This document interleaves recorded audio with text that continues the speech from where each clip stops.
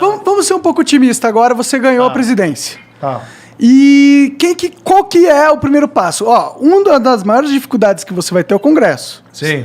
O Congresso ele é composto só dos maiores mafiosos do Brasil, em sua maioria, vamos dizer, tem gente boa lá, como tem na maioria dos lugares, mas é um lugar difícil de se lidar, certo?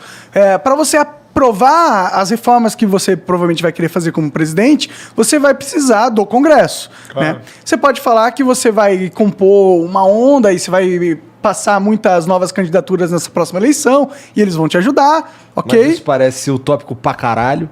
A verdade é que não vai conseguir a maioria do Congresso e ainda vai ter que lidar com os caras, né?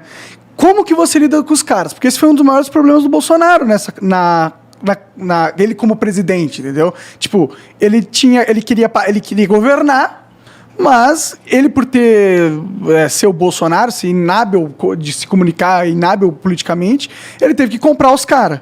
Entendeu? Que comprou com as verbas. Qual que é o nome? Emendas emendas auxiliares. Não, as emendas. Como é que é? Não, auxiliares? Deve ser isso. Emendas.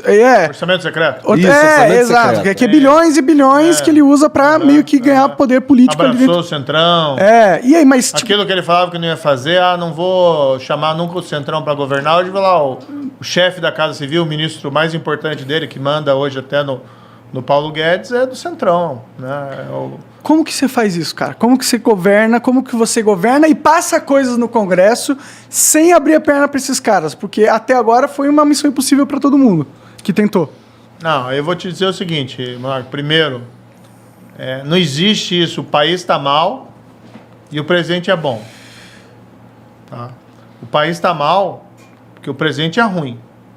Então tá na conta dele. Tá na conta do Bolsonaro.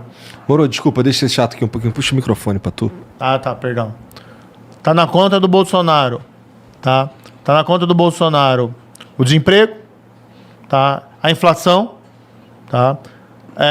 A demora nas vacinas e essa atitude dele maluca de ser contra a vacina, de ser a favor da Covid, sei lá, não dá pra entender isso. Tá na conta dele o desmantelamento da corrupção. E tá na conta dele o Lula. O Lula só tá voltando porque esse governo é muito ruim. Tá? E as pessoas estão tão desesperadas porque não querem mais o Bolsonaro que estão pensando, pô, vou votar no Lula. Então, por isso que a gente tem que oferecer alternativa. Vou dizer, ele é culpado por tudo isso sozinho? Não.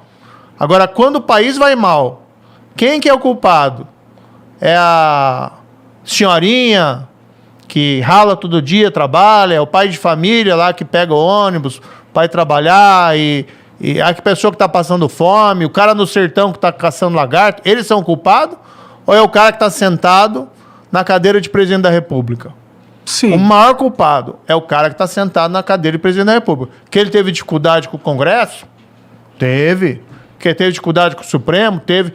Que o Congresso e o Supremo também cometeram muitas decisões erradas?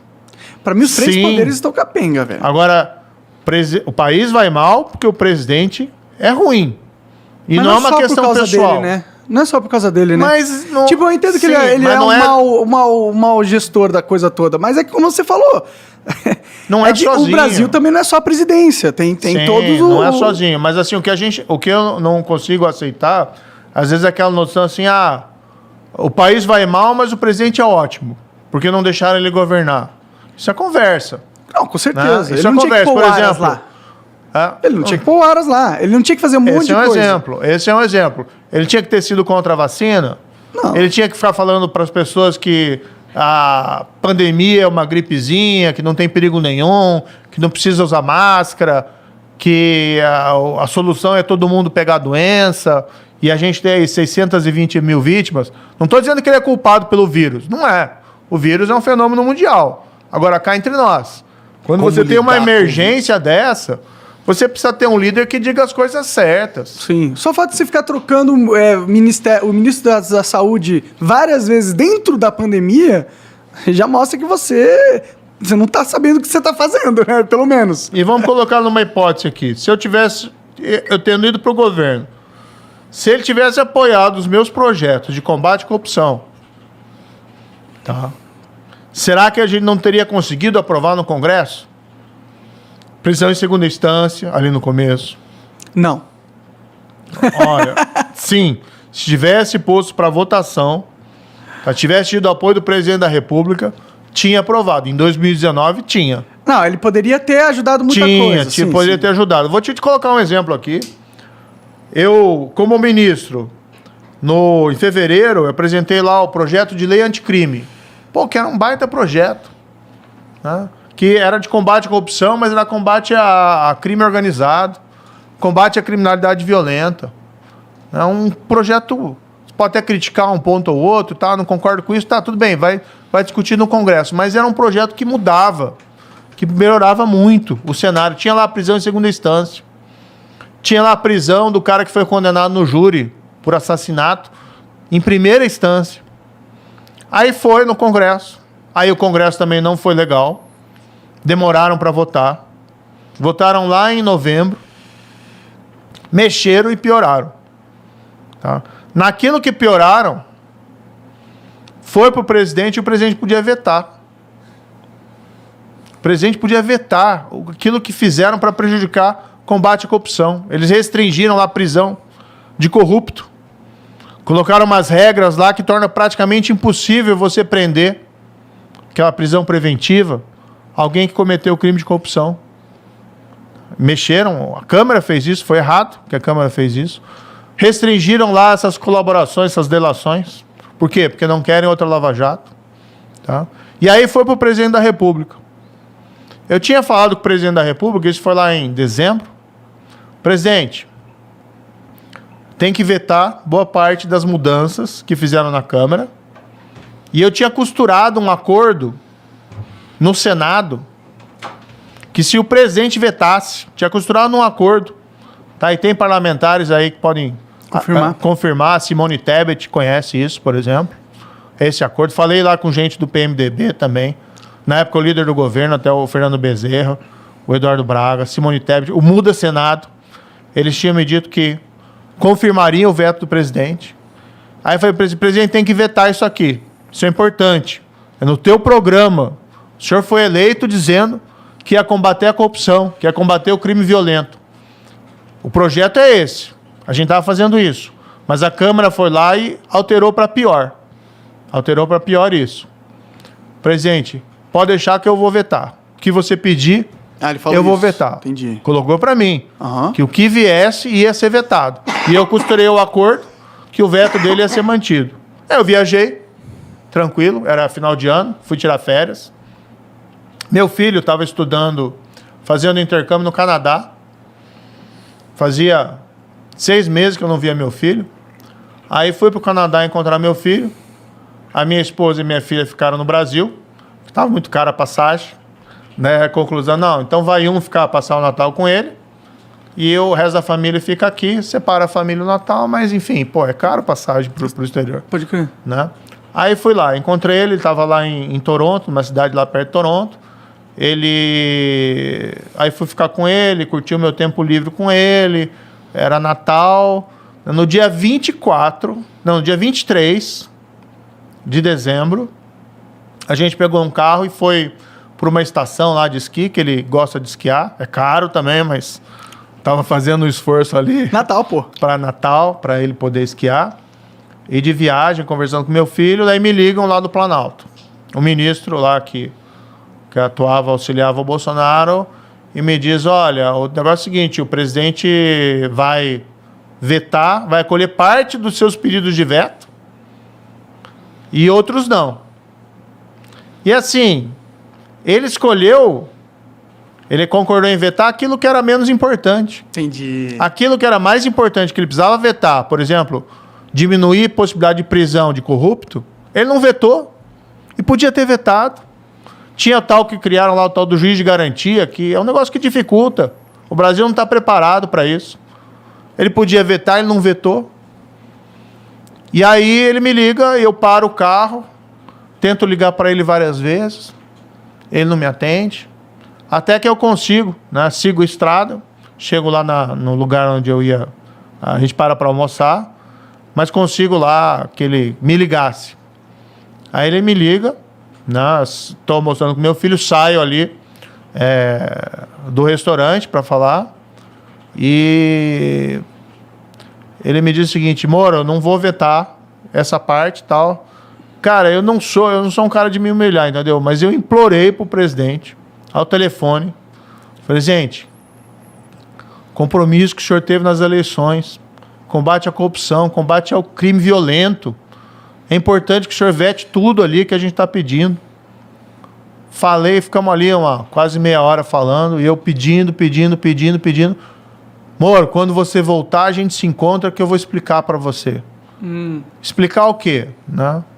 Não tinha o que explicar, e daí ele não vetou. E foi publicada essa lei, com os vetos que ele não deu, no dia 24 de dezembro, Natal, véspera de Natal. Por que ele fez isso? Porque no Natal ninguém está pensando nisso. No Natal as pessoas estão pensando na renda, no presente. Sim, tá todo mundo né? curtindo. Tá todo mundo distraído. Sim. Eu lembro Então- desse dia, dessa notícia aí, realmente foi... Eu fiquei meio broxado pra caralho também.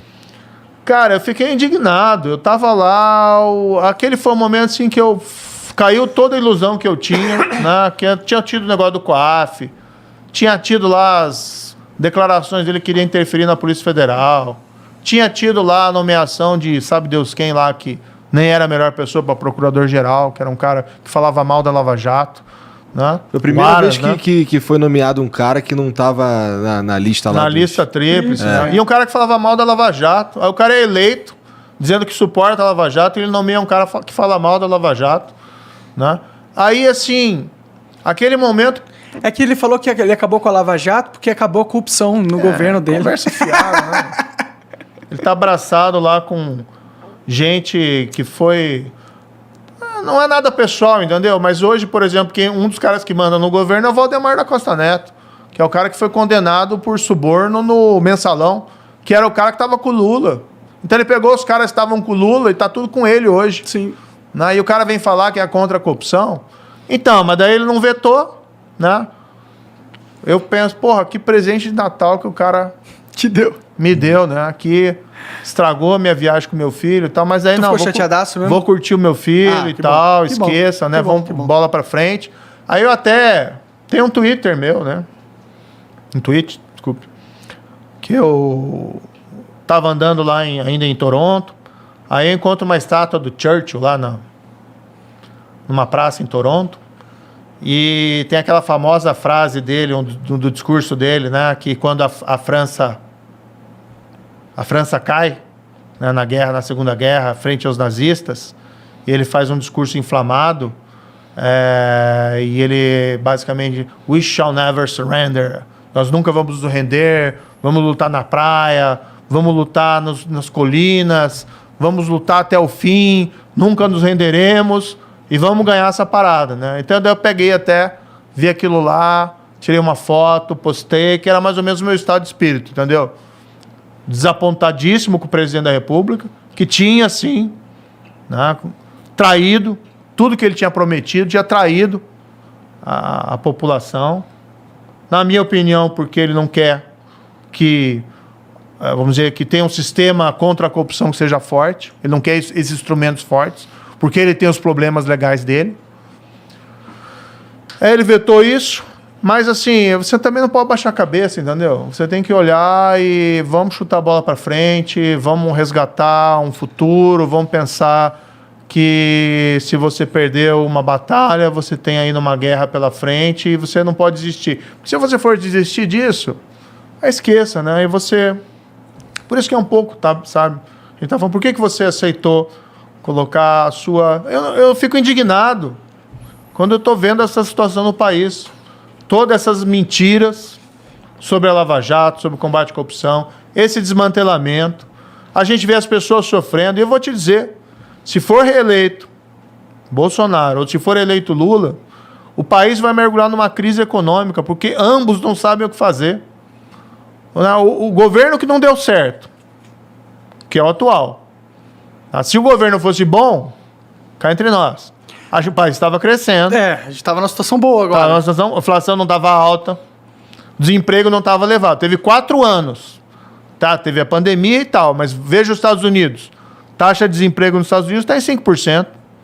A nossa aqui está Mas em a inflação 13%. tá alta, né? Dos Estados Unidos aumentou bastante. Mas muito mais baixa do que a nossa. O dólar tá lá para cima. Sim, a verdade é que o Brasil não fez nenhuma reforma estrutural que era importante, então não tem como crescer sem fazer. A verdade é essa. A gente tem a casa toda suja, toda bagunçada e tem que arrumar. Claro. Se ninguém arrumar, nunca vai mudar. A gente nunca vai conseguir melhorar. Tem que reformar tributária, administrativa, blá, blá, blá, blá. Só que essas coisas não passam no Congresso. E é por isso que minha pergunta anterior Não passam, era Marcos, essa. Não passa porque o presidente nem apresenta. Mas, cara, eu sei, mas é que, tipo, você tá otimista demais com o Congresso. Não tô otimista. Você vai entrar lá Não. num bando de. num covil de Dráculas, entendeu? A Certo. política é um covil de Dráculas. E os caras não We querem. shall never surrender. Mas eles estão nessa mesma vibe, porra! Não, mas eu acho o seguinte. Tudo bem, as pessoas... mas você acha que você, de um dia para noite, vai ter um monte de gente trabalhando junto, querendo o bem do país? Não. Mas se você não começar a dar os passos na direção certa... Vai ter que ter estratégia. Sim, qual que mas são se esses você não passos? começar a dar os passos na direção certa, você nunca vai chegar num bom resultado. E o que a gente está vendo? O país não avança e o cara que quer voltar, que é o Lula, de um governo que não deu certo, que é um governo dos escândalos de corrupção, que é um governo da recessão. E o que ele está falando de o que ele vai fazer para mudar a economia? Qual que é o plano dele? É o plano do cara que levou o Brasil à recessão em 2014, 2016. Né? Que é gastar. Sim, que é reformar, quebrar o país. tirar as reformas que a gente fez na questão trabalhista. Então, não vai dar certo. Então, puxa, por isso... Mas tem e que fazer você, alguma cara? coisa. Qual que é a sua estratégia? Tipo, você tem que ter, mano, uma Tenho. estratégia pra lidar com essa parada. Porque você Tenho. vai ter que passar a lei. Como que Claro. você move o seu capital político, entendeu? Um presidente tem muito poder, tá? Não pode tudo, mas pode muito. Sim. E trabalhando com habilidade junto ao Congresso, qual que é a ideia? Esse período 2022 não é só para trabalhar nas eleições e construir essa... agora a gente tem pré-campanha, né? Mas construir esse projeto. É você também pegar apoio político para esse projeto. O que você tem que fazer? Bota no papel o que você quer fazer, tá? E você vai construir as alianças, seja do mundo político, seja da sociedade, do setor privado, em cima desse projeto. Aí você chega lá adiante e você tem o projeto que foi o vitorioso nas eleições. Você tem um mandato para isso. Olha, eu fui eleito com isso. Então, reforma tributária. Tem que fazer. Se você não fizer, o Brasil não cresce. Ah, não tô nem aí. Mas se você me der uma emenda multimilionária, eu voto com você, Moro. E aí? Não, aí é o seguinte, você tem que ter um projeto... Tá dentro da lei, pô. Faz Não, parte do governo. Você tem que ter um projeto, você tem que ter liderança, tá?